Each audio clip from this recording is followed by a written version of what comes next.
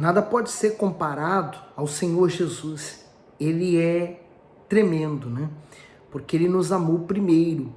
E esse amor vai ser evidenciado aqui, nesse capítulo 15 do Evangelho de Marcos. Vamos pedir a direção de Deus?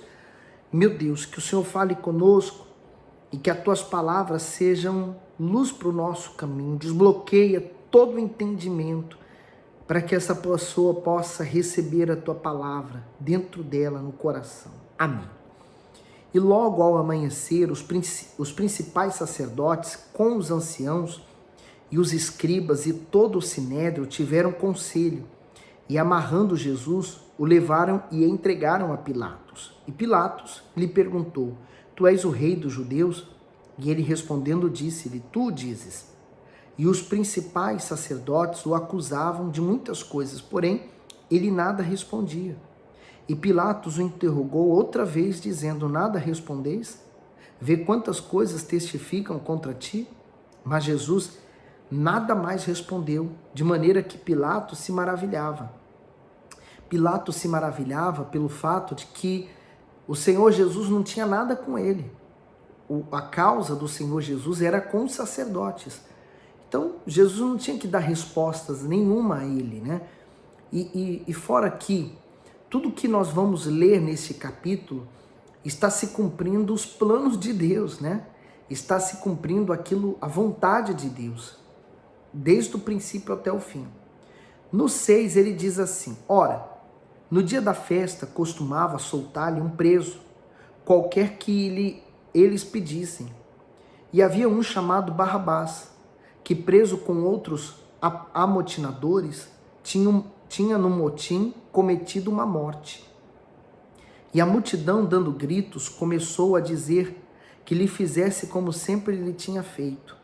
Pilatos lhe respondeu, dizendo: Quereis que vos solte o rei dos judeus? Porque ele bem sabia que por inveja os principais sacerdotes tinham entregado. Mas os principais sacerdotes incitaram a multidão para que fosse solto antes Barrabás. E Pilatos respondendo lhes disse outra vez: Que quereis, pois, que faça daquele a quem chamais rei dos judeus? E eles tornaram a clamar: Crucificam. Mas Pilatos lhes disse: Mas que mal fez? E eles cada vez clamavam mais: Crucificam. Lembra que Jesus teve uma entrada triunfal e todos proclamavam ele o rei? Eles queriam um rei físico mesmo, mas o Senhor Jesus sempre deixou bem claro que o reino dele não é nesse mundo. Agora a multidão está falando crucificam, quer dizer, as pessoas não sabem bem o que elas querem, elas seguem a multidão. Para onde a multidão está indo, elas vão. É mais fácil seguir a multidão do que ter o seu próprio raciocínio, sua própria opinião, ter o seu próprio pensamento. O bispo diz assim, com respeito a Barrabás: ele era um agitador que em um motim assassinara uma pessoa. Ele havia iniciado uma oposição a Roma por desejar que os judeus se tornassem livres do poder romano. Com isso, cometeu o crime de rebelião. No entanto, como era costume libertar um criminoso no período da Páscoa, Barrabás foi solto sobre o grito da multidão. Assim ele foi livre, enquanto o Senhor Jesus, que era inocente de todas as acusações, permaneceu preso e foi torturado antes de ser levado à cruz. A decisão do povo foi insensata, mas ainda hoje a escolha de soltar Barrabás é feita por todos aqueles que desejam continuar no pecado. Isto é, todas as vezes que alguém conscientemente desobedece a Deus, se torna cúmplice da injustiça. Ter esse entendimento é importante. Barrabás, ele pode estar presente nos nossos dias, a todo instante, de acordo com as nossas decisões. Então ele diz agora aqui, no versículo 14, mas Pilatos lhe disse: Mas que mal fez? E eles cada vez clamavam mais: Crucificam. Então Pilatos, querendo satisfazer a multidão, soltou-lhe Barrabás e, açoitando Jesus, o entregou para ser crucificado. E os soldados o levaram dentro à sala, que é a da audiência, e convocaram toda a corte, e vestiram-no de púrpura, e tecendo uma coroa de espinho, lhe puseram na cabeça. E começaram a saudá-lo, dizendo: Salve, Rei dos Judeus! E feriram-no na cabeça com uma cana, e cuspiram nele, e posto de joelhos o adoraram. E havendo escarnecido, despiram-lhe a túnica, e o vestiram com suas próprias vestes, e o levaram para fora, a fim de o crucificarem. E constrangeram certo Simão, Cirineu, pai de Alexandre e de Rufo, que por ali passava, vindo do campo, que levasse a sua cruz. E levaram-no ao lugar do Gólgota, que se traduz por lugar da caveira. E deram-lhe a beber vinho com mirra, mas ele não o tomou. E havendo-o crucificado, repartiram as suas vestes e lançaram sobre elas a sorte, para saber o que cada levaria. E era a hora terceira, e o crucificaram. Esse versículo 24 é o cumprimento de um dos salmos. Toda palavra estava se cumprindo agora em Jesus, toda ela. Toda a palavra de Deus estava tendo cumprimento na palavra. É muito forte, né? Porque você vê, por isso que Jesus falou uma vez, né? Que nenhuma das minhas palavras vão deixar de se cumprir. Toda ela vai se cumprir. É muito forte. Então, ele diz assim, no 26 agora. Deixa eu voltar aqui. No 26. E por cima dele estava escrita a sua acusação: Rei dos Judeus. E crucificaram com ele 2 salteadores, um à sua direita e o outro à esquerda. E cumpriu-se a escritura que diz: com malfeitores foi condenado. E os que passavam blasfemavam dele, maneando as suas cabeças e dizendo: tu que derrubas o templo e em 3 dias o edificas, salva-te a ti mesmo e desce da cruz. Você faz ideia do que representava a cruz? Principalmente o andar, né? Com a cruz. Normalmente, as pessoas que eram condenadas à cruz eram aquelas pessoas pobres ou que faziam coisas horríveis mesmo. Era a condenação mais humilhante para uma pessoa, seria essa, de cruz. Então eles levavam só uma parte da cruz, né, que é aquela que levava sobre os ombros.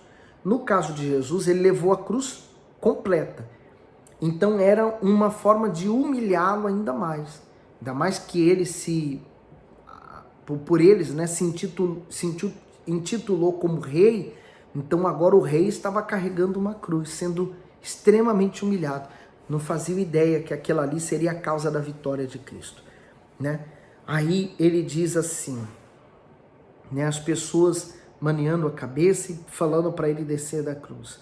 E da mesma maneira também os principais sacerdotes com os escribas diziam uns para os outros, zombando: salvou os outros e não pode salvar a si mesmo.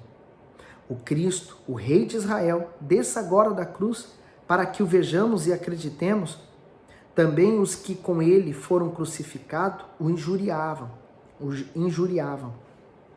Quer dizer, aqueles que eram sacerdotes, escribas, homens de Deus, né?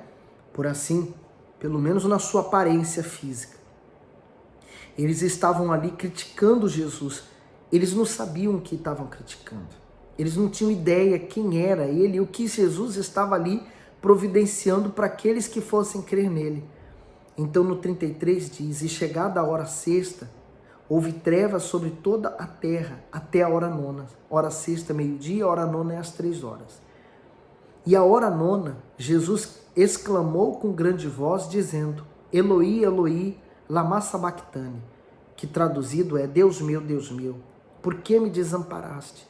E alguns que ali estavam ouvindo isso diziam: eis que chama por Elias. E um deles correu a embeber uma esponja em vinagre e, pondo-a numa cana, deu-lhe a beber, dizendo: deixai, vejamos se virá Elias tirá-lo. E Jesus, dando um grande brado, expirou. Então, aqui nós vemos que Jesus, ele não morreu por causa da crucificação, mas ele entregou o Espírito. Por isso que isso aqui é importante. Ele diz assim: e o véu do templo se rasgou em dois, de alto a baixo. E graças a Deus, esse véu foi rasgado, significa que agora qualquer pessoa tem acesso ao Santo dos Santos. Antes era só ao sacerdote uma vez ao ano. Agora não. Agora todos temos. Esse véu que nos separava de Deus já não existe mais. Todos nós podemos nos achegar diante de Deus, diante do trono de Deus e buscá-lo com toda reverência, com toda adoração, com todo louvor. Ele diz: e o centurião que estava de frente dele, vendo que assim clamando expirara, disse: verdadeiramente esse homem era o Filho de Deus. E ali estavam algumas mulheres olhando de longe, entre os quais também Maria Madalena e Maria, mãe de Tiago, que era também Maria, mãe do Senhor Jesus, homem, o menor, e de José e Salomé, as quais também o seguiam e o serviam quando estava na Galileia, e muitas outras que tinham subido com ele a Jerusalém. Veja o destaque que ele dá para as mulheres, né? Porque a mulher naquele tempo não tinha o valor, não tinha mesmo. Então, a mulher era extremamente desvalorizada naquela altura. Mas o Senhor Jesus, pelo trabalho dele, pela mansidão dele, ele atraiu muitas mulheres para o ministério, né? Mulheres que antes eram desconsideradas na igreja, mas que o Senhor Jesus as considerou muito. Para você entender que Deus, ele escolhe quem é rejeitado, quem é deixado, quem é humilhado, quem não serve nada para essa humanidade. É essa pessoa que ele escolhe para envergonhar aqueles que pensam que são alguma coisa. As quais, no 41, também o seguiam e serviam quando estava na Galileia, e muitas outras que tinham subido com ele a Jerusalém.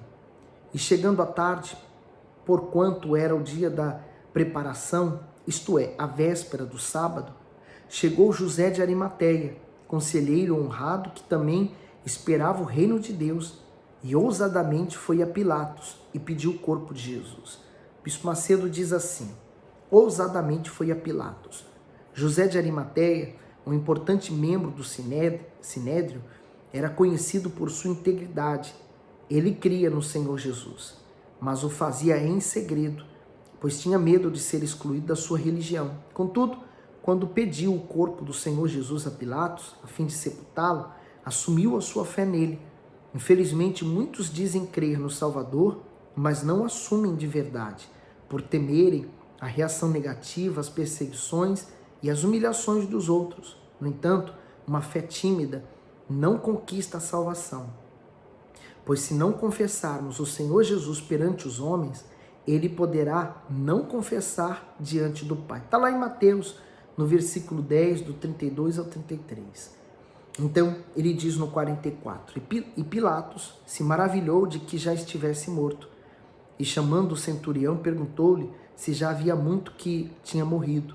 E tendo-se certificado pelo centurião, deu o corpo a José, o qual comprara um lençol fino, e tirando-o da cruz, envolveu-o no lençol, e o depositou num sepulcro lavrado numa rocha, e o revolveu uma pedra para a porta do sepulcro.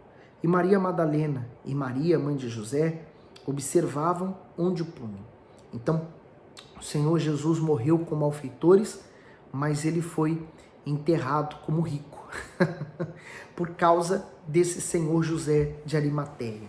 Então, quer dizer, Deus, ele pode enriquecer também você financeiramente para suportar a obra de Deus também, por que não?